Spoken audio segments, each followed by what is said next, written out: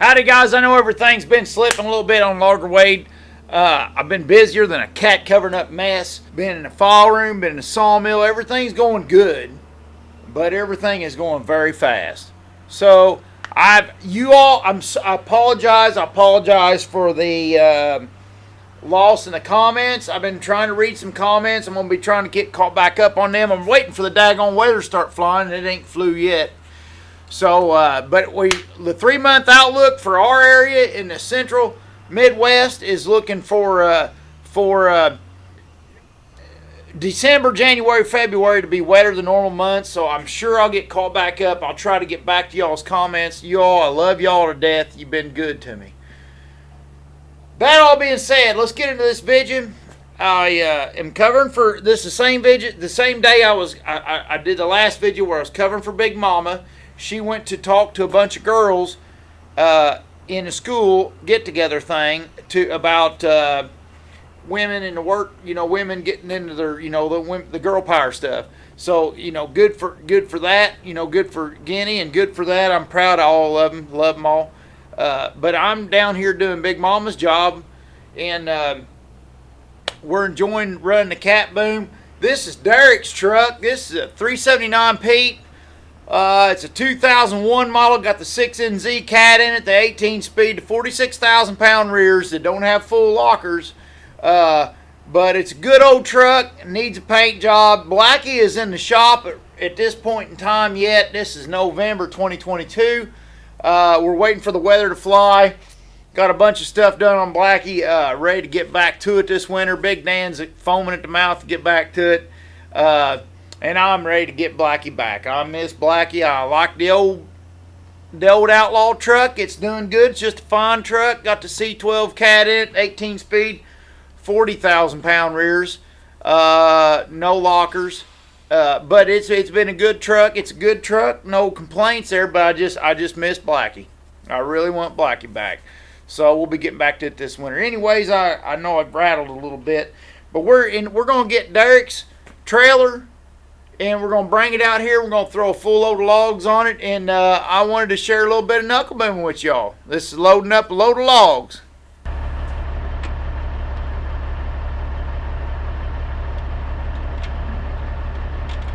I'll admit, Derek and them boys got to using these heavy-duty hoses and stuff like that instead of the curlicue jobs going to your trailer, and at first I didn't like them a bit because I get hooked on stuff easy, but then I kind of got used to it on the Outlaw truck, and as long as you strap them up and get them off the catwalk so they don't chafe and they don't hook on things when you're making your 90 and stuff like that, I'm starting to get along pretty good with them, and they're heavy duty and they don't get all dry rotted and crapped up like a nylon curlicue job. I don't know. I'm not going to say they're good. I'm not going to say they're bad.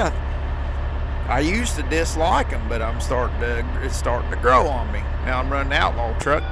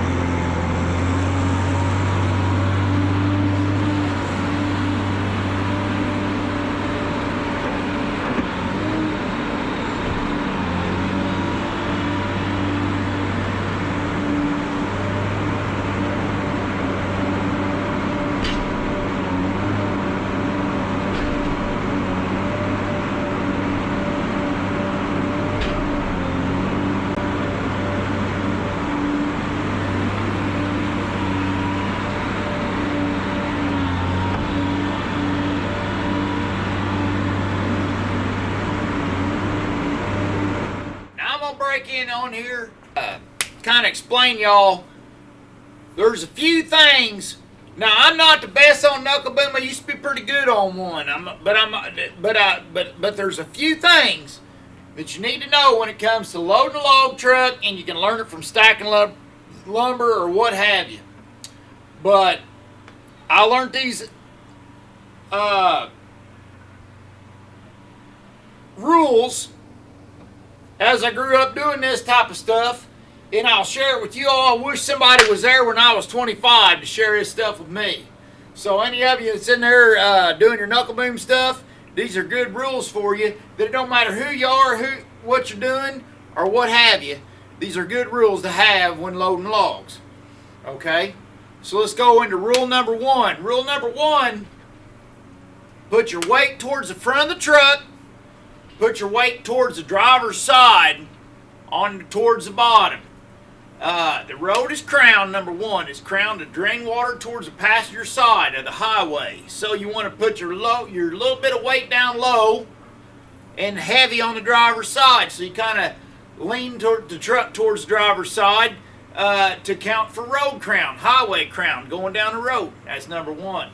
Number two is you want to load on the larger logs towards the outside, towards the bunks, and then you want to finish your logs towards the center. So you load the outside first, finishing the mess in the center.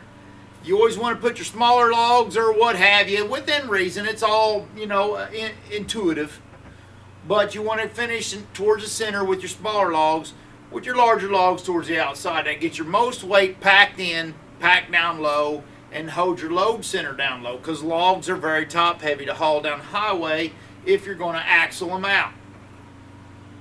Now, as you're loading, unless you're using a big nice Western machine, and those of y'all Westerners with the daggone shovels and all that stuff, booty boo, whatever, congratulations, I'm actually envious of you guys, because you actually got a tall cab. You can see over a load of logs anyways. But if you're not a fancy Westerner and you don't have the big, nice logging shovel and all that stuff to load logs out with, and you're dealing with the knuckle boom and you're dealing with a little bit of a blind spot. So, when you're dealing with the blind spot, you want to kind of load intuitively.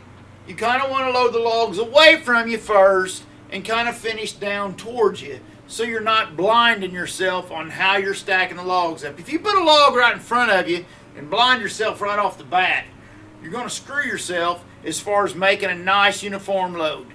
And then the logs, as far as the rules are concerned, the logs has to, as you crown them up, you want to dome them up. You want to look like a covered wagon. You want to finish the load of logs off looking like a covered wagon off an old Westerner. Off an old Westerner movie or whatever. The reason being is, as your chains go over the top of the load of logs, or cables, or straps, however you strap your logs down, that's teach his own. But you want the chain, the fastener, the whatever you're holding your logs down with, to go over without making pressure spots. You want it to go over smoothly over the top of your load and pull down equally. If you put a peak in the center, your pressure point will be in the top and on the sides. And what it'll try to do is, you go down the road and you go to bouncing, it'll try to loosen your load securement. So you want to make sure and make it an arc. Now, DOT rule-wise, any of you knows Officer Hoover, can ask him. He can straighten y'all out. That's a question for authority, not necessarily me. But as you step up, your logs that you're crowning your load off with, you want to make sure the outside logs is less than half the height of the stakes, and then the next log is less than half the height of that log, and then so on till you get to the center, to the peak of the load. So, but if you end up with more than half the log sticking out to the neighboring log beside it, you'll end up actually technically illegal there, as far as the way it domes over. But you want it to look like, the way I always do it, you want it to look like a covered wagon. You want your hose clean. You don't want to pound your logs in and beat up your knuckle boom. You want to lay your logs proper to where they stack in properly, And then as you go down the highway and your load gets a shifting and shaking and doing its thing, you're not loosening up your load securement. If you're loosening up your load securement going down the highway, it's because you're doing a shitty job loading, number one. Number two is your loads are shaking in, and your pressure points that you're putting on your outside. So if you load your load flat across the top, pressure points going to be the corners pulling in. It'll loosen the logs up going down the road. If you make a triangle pyramid, going to loosen the logs up in 1, 2, 3 points and loosen up. You want it to be a covered wagon. So there you go. There in a nutshell, Load Logs 101.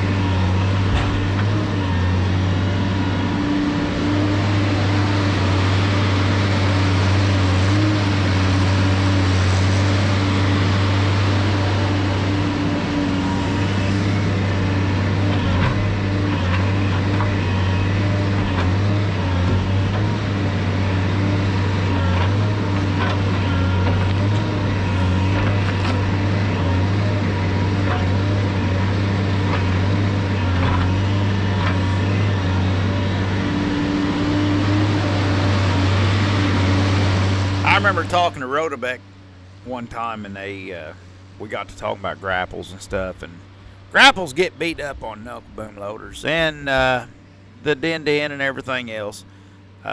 Your bucket, some people call it your bucket, we call it the grapple.